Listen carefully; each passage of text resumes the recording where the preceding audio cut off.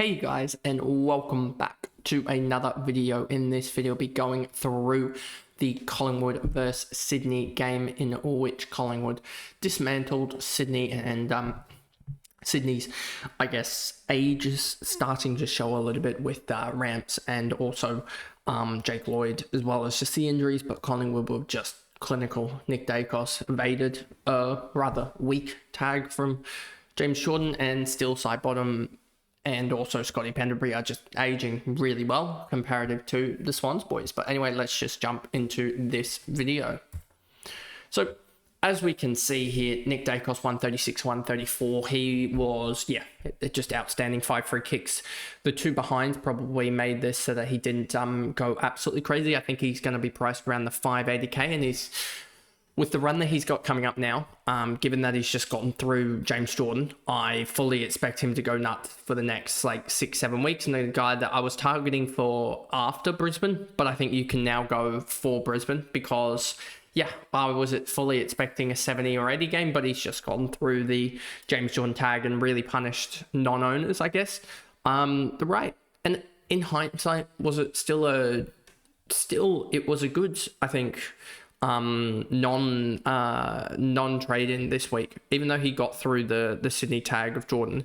I think that the principle was still there. When you have Lachie Neale go for a 40 odd against Sydney, when you've got Caleb Serong go for an 80 odd against Sydney, there was somewhere in between that I thought that Nick Daicos would lie. He's also struggled against James Jordon in the past, but he just looked really good, and he's a guy that's probably going to be M1 or near enough that for the season now, and he's probably going to rack up 30 and 35 and 5 for quite a while now because that was just amazing, and half the teams won't tag him.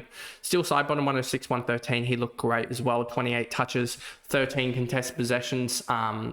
Just outstanding.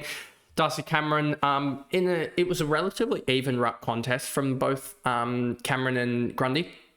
They were both outstanding and both deserved tons. I think Grundy was 118, 122 or 106, 122, something like that. Let's actually check. 106, 122 with 23 touches, and Darcy Cameron 25 and 3. So they both did it in different ways. Darcy Cameron got a lot of free kicks, which helped him out. Whereas likes of Brodie Grundy got the tackles and the hit outs. Brodie Grundy got more hit outs to advantage, but in the end, Collingwood were just able to neutralise the midfield's sort of clearances and get the more damaging clearances. If we look at Wheelo should have it, I'm guessing as well, the game and just sort of how it broke down. Let's go here to this one, and you'll see that in the end, it was clearances 38-37, but it was the stoppages and the centre bounces that Collingwood just absolutely smoked us. Even though the centre clearances, if we have the clearances, where are they? Don't know if I can bring up the centre clearances here if it has it, but I'm pretty sure they were relatively even, if I remember correctly. Let's just try and find it here. Team stats, we go centre clearances 18-10, so dominated centre clearances. Won the clearances in general by 1, but dominated the centre clearances, and it really shows 21 to zilch is a bad showing, and they also neutralised the turnover game that Sydney has. So just wanted at the stoppage, and that was that for Collingwood, and that's how they won the game, and basically they were just able to control the stoppages. And Ned Long had a really good game, but I think he's a guy that will be chopping in and out of scoring depending on the likes of Daicos as well as Perryman, etc. and others. They just have so many options in that midfield that can run, but he had an outstanding game. We talked about Pendlebury. Chris didn't have to do much, but he provided what he usually does. 20 odd touches, a goal, and an all right efficiency, not the greatest in the game, but job done from him. Perryman back down to earth a little bit, 77-62 splits after those that held him had a really good game last week, if I remember correctly. Jamie Elliott subbed out after 3 goals too. He dominated on, I believe he had the Blakey matchup. I think, or he could have had the Roberts matchup. I'm not 100% sure, but he dominated. Josh Daicos, quiet game from him, only 15 touches. Hoskin Elliott kicked a goal, had 13. Bo McCreary, 64-69. I'm pretty sure Bo had Roberts on him, so there's that. Quainer, decent performance, like Sullivan. Then we get down to no one else here really. Ed Allen, disappointing it doesn't get better run, but Collingwood are a good side. I predicted them for the premiership this year, and they're really showing it. Even with their age, if their guys can just hold up, they're going to be a threat in September because they're beating sides. I know Sydney had injuries, but Sydney is still a decent enough outfit. They still beat up on other sides. If we just go to the fixturing for them, they've still won important games. One of their, I think it's their only loss was against the likes of GWS, if I remember correctly. Yeah, they beat Carlton. Carlton are horrific. They beat Western Bulldogs, who Western Bulldogs probably similar point of sort of playability, I guess, or sort of their team ability with Sydney at the moment. They just have a lot of injuries. Put Adelaide, yep. And then they did get smoked against GWS in gather round. Sorry, not in gather round, in opening round. But I think they're better performance than what they showed there. So they'll still be a formidable side. It will be a big test against Brisbane next week for them. But they should run it pretty close with Brisbane, who are running really, really well as well, who I think I had them in the top 4 or something as well. Then we go over to Sydney and talk about my boys. I'm kind of glad that I didn't actually, I was at a function rather than watching this game, and I've heard a lot about this game, etc., and a lot about sort of, not doom and gloom, I would say a little bit about that, but more so about the players that didn't have the greatest performance. You can sort of see that in the stats as well a little bit. But Brodie Grundy, I thought he was outstanding from what I've heard from it, as well as the stats say that as well. He was maybe around the ground a little bit poor, but yeah, he still put up a pretty decent performance. 23 touches, 5 tackles, 37 hit-outs, 10 hit-outs to advantage compared to Darcy Cameron's 5. Shows to me that he was still giving our midfielders first use, and they again just didn't show up.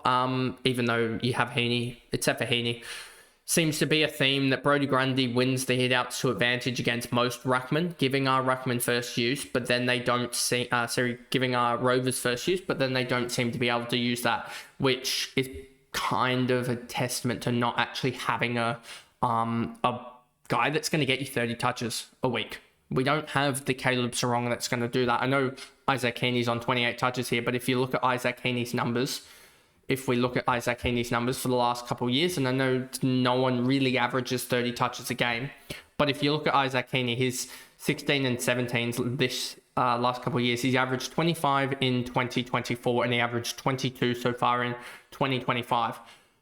I just don't think that's enough. You really need that 28, 29 touch midfielder, which that is the likes of if we go down, Nick Daicos. I think that is, I mean, we're not going to get a Nick Daicos, but you get Nick Daicos who's averaging 30 touches the last 3 years as a midfielder.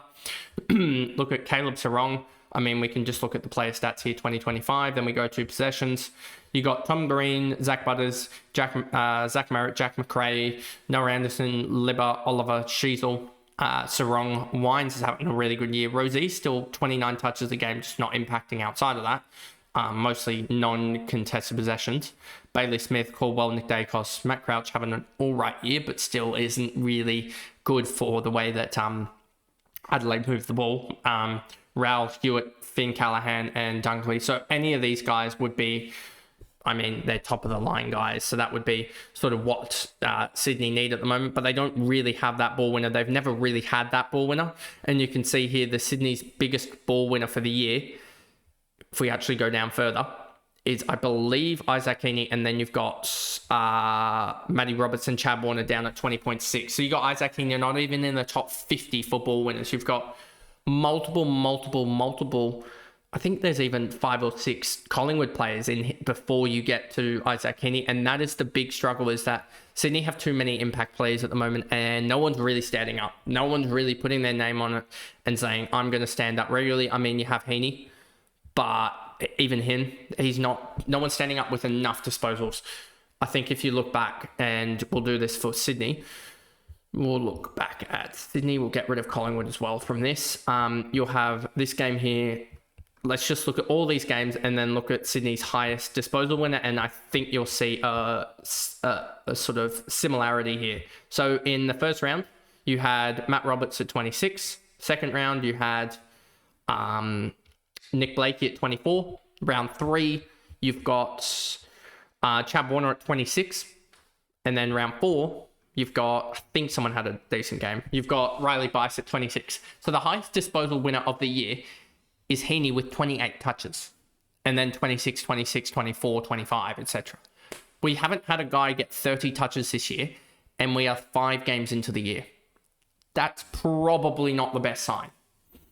Anyway, row bottom 94.89 split. Riley Bice, he's been absolutely outstanding. I think he's about 285k in SuperCoach, and yeah, he'll just be the guy that probably is one of the last rookies we get off the field, just because he's having a really outstanding year. And yeah, he's just a guy that's going to be D6, D7. You can probably even hold him at this point. And yeah, he might be that 24th premium that you just had from a rookie price. Chad Warner, he just, even though he's going to get forward stats, just isn't doing enough, simply put, to be good enough for that forward line eligibility, whatever you want to call it. He's just not putting in big enough games. Matty Roberts is a guy that I'm probably on both accounts or both games going to move on to the likes of Nick Daicos, because I think I have Sinclair in the midfield in both games. So yeah, he's just going to be a guy that moves on. He's just not up to that top of the line guy anymore that we need, and Nick Daicos comes into a ridiculous run, so yeah, he'll be going. Or Callahan in SuperCoach, sorry, in Fantasy, not SuperCoach, but yeah, he will be going in SuperCoach to Nick Daicos. Ollie Florent, he had an alright game, but that's his like top of the line is 20 odd touches and at 78% efficiency. Caden Cleary, I talked about him a lot in preseason. I said he's going to be the next one to really do it, and they just need to give him time in the midfield. I don't know what exactly his CBA time was, but I don't know if it was a lot, because you had the big 4, I would say. You had Caden Cleary down at 9% again. They need to probably just get him into the 20% range. He's a guy that's going to be the next one that jumps into that midfield 4, I would say. So yeah, you had obviously James Jordon, Isaac Heaney, James Rowbottom get monster minutes, and Chad Warner be the 4th in the line. And then you had Sheldrick, when he came on, did all right as well. Speaking of Jake Lloyd, he looks cooked. He looks like he's going to retire at the end of the year, to be honest. It's his worst statistical year since ever. I don't think even his rookie year was as bad as it's been this year. His disposal efficiency, if you take out the game against Freo, is like 60-something%, which is about the disposal efficiency of a midfielder, and he's a halfback that gets a lot of cheap ball. McLean, Blakey, Sheldrick, I thought had a really good game from the stats and what other people said as well. Second time he's come on and kicked a goal, 13 touches, 6 tackles and a goal. It isn't he's showing in flashes what he can do now. And we just need to really just see him, I guess, get a full game and do it in the AFL, because he's shown his full game on the weekend, last weekend in the VFL was pretty poor, only 18 touches. So he's had 13 here in back-to-back AFL games in basically a quarter and a half. So he's had 26 touches in 3 quarters of AFL. Admittedly, he was obviously fresher than the opposition in those 3 quarters. But yeah, I just want to see it in the AFL, or if he goes into the VFL, he does it there as well.